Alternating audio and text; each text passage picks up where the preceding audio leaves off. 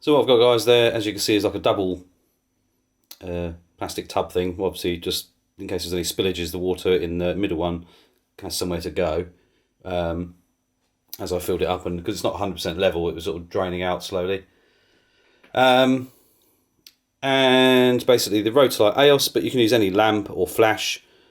I was shooting at 1/3200th of a second most of the time, anywhere between 2000th and 1/3200th.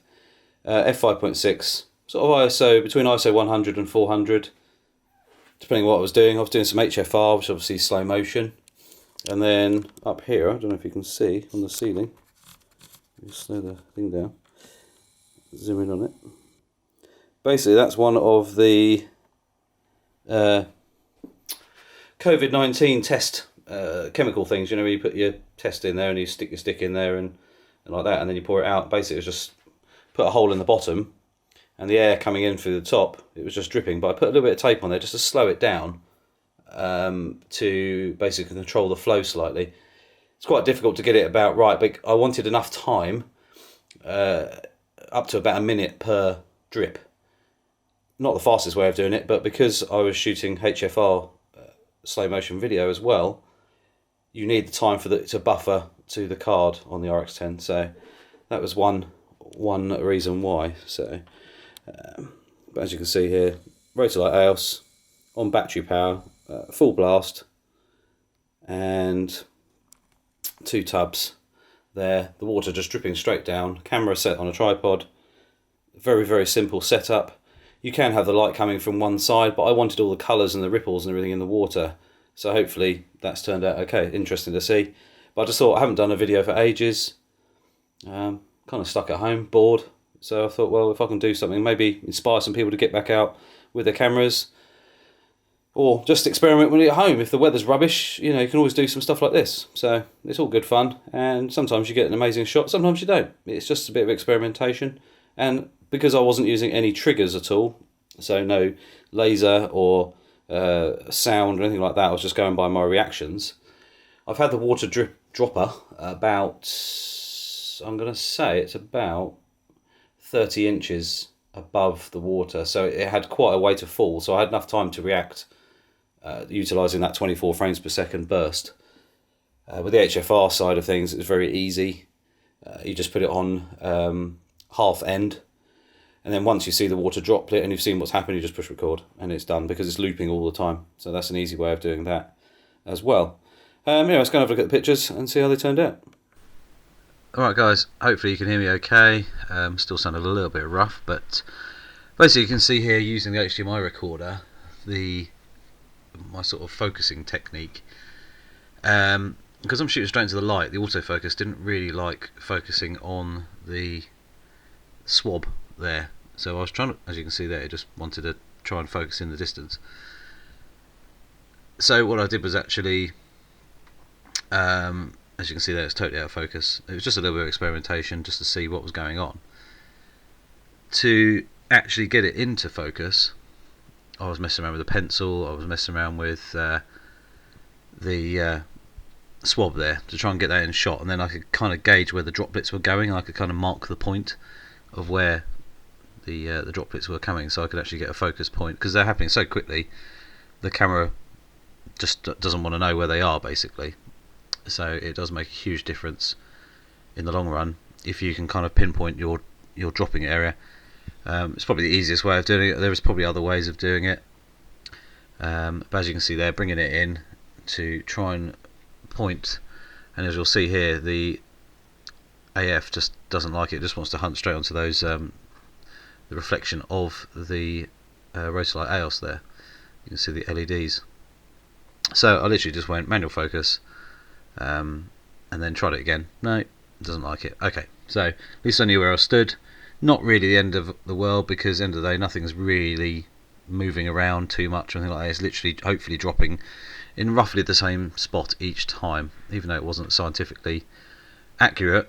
But I could just zoom in, make sure that swab there was in focus, and it gave me a rough positioning, and shooting at f5.6 gave me enough depth there to make sure the droplets were pretty much in focus. Actually, it could have done with a bit more, because obviously I was shooting at 600mm.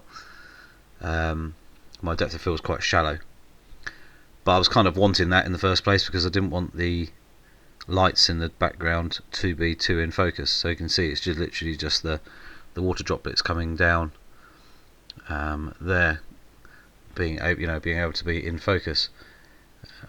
Could have done with, like I say, a little bit more depth, but nothing's perfect. And I was literally just messing around, just experimenting.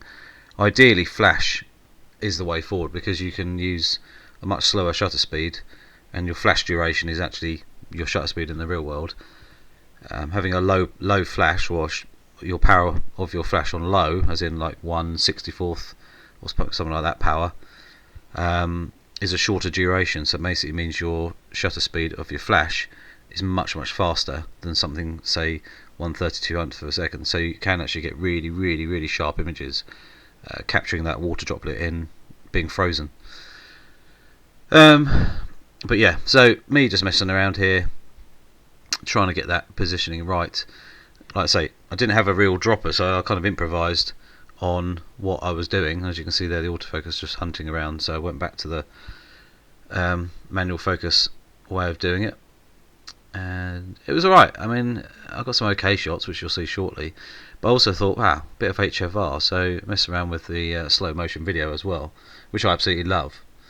And hopefully once Sony release a new version of this, the HFR is still in there, and we have a much higher quality version, because I'm shooting at 1,000 frames per second on some of these, and it does look awesome, but obviously it's resized from a much smaller version recording rate to try and get that data through the camera kind of thing. And obviously it's 4 years old. The data rate has now improved so much that you can record a lot faster nowadays compared to even 4 years ago. So it would be nice if we could see 1,000 frames per second in 4K, or even 2,000 frames per second in 4K at some point. But it's just experimentation. I haven't used the camera in a good couple of weeks. Obviously I've had car troubles and then the COVID trouble. So yeah, it's all been a bit fun. So here you go, some HFR. That's quite good, that one. That's at 250 frames per second. Slowed down 4 times. So doesn't look too bad at all. Quite nice and clear. And the reason I backlit it is because I wanted to see all those lovely colourful reflections and everything like that.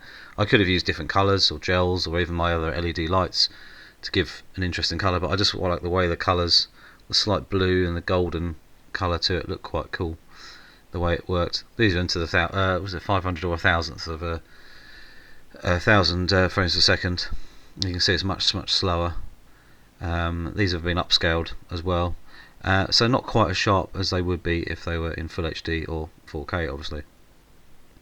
And that's just the downside of it, but that's just because we're filming up to 7 seconds worth of 1,000 frames per second, and it really does take up some serious data to try and do that. Once to get it off the sensor and then straight onto a card is time consuming. Also quite challenging. As you can see there, I missed the focus point, so it wasn't brilliant. This one here, not perfect, but as you can see, it's a little bit softer at 1,000 frames per second. But still really interesting. Probably looks fine on a mobile phone screen, but anything bigger than that, you're starting to really sort of push the pixels on it, because I think it's shot at 480p and then upscale to HD. And obviously if you upscale it again, you're really pushing your luck on it. But it does allow you to see some amazing things that we can't see with our naked eye, like that, of 50p piece dropping into water, and watching that ball of water there come back out and go like it's just like jelly, go and splosh back into water again. So it is quite fun, and you just need to make sure you've got tons of light, and I probably needed more light than I had. So as you can see, it's a little bit grainy, so I could have done with a bit more light to reduce my ISO down a bit. But yeah, still really cool, whatever, just so you can see it, if anything, just appreciate what's going on. And this one here, it's not too bad, but like I say, far from perfect. especially when you see people like the slow-mo guys doing some amazing stuff with their cameras, but then they're probably 25,000-30,000 pound phantoms or whatever they are nowadays they're using, which are recording 4K or even possibly up to 100,000 frames per second or something, even in HD they're probably doing nowadays with all that their crazy kit.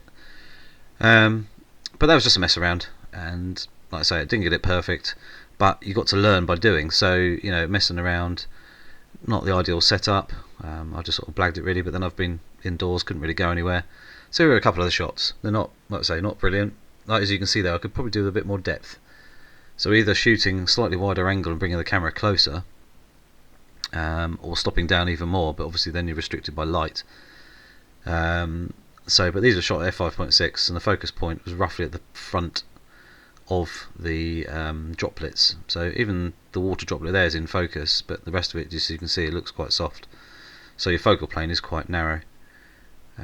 It's just a case of just, like I say, mess around, experiment, move the camera around, go wider angle if you can. Obviously limitations on each setup that you have. Obviously this is the Rx10, so it is a little bit limited because of its focal range. Right in the middle of it, it's quite weird. You can be at sort of 24 is mad because you can go really wide and really close, which is really cool, but you're going to end up with water on your lens. At 600mm you can get down to 72 centimeters, which is great, but then at f4, f5.6, which is kind of ideal, your shallow depth of field is still there. You can see it here that it's a little bit shallow. But unfortunately, if you back it out to sort of 200, 300, 400mm, your closest focal distance is quite high. So you kind of struggle to get in that particular moment. You can buy, obviously, macro filters, which I haven't used, but other people I know who have the Rx10 have used them and say they're very good. So there are out there, so you can get a bit closer, obviously without being so zoomed in as such in some respects. So I think that's one way of dealing with that as an issue as such, or a restriction on that camera as such. But still, it's not bad. Like I say, just messing around. I need to get outside in some sunshine would be nice.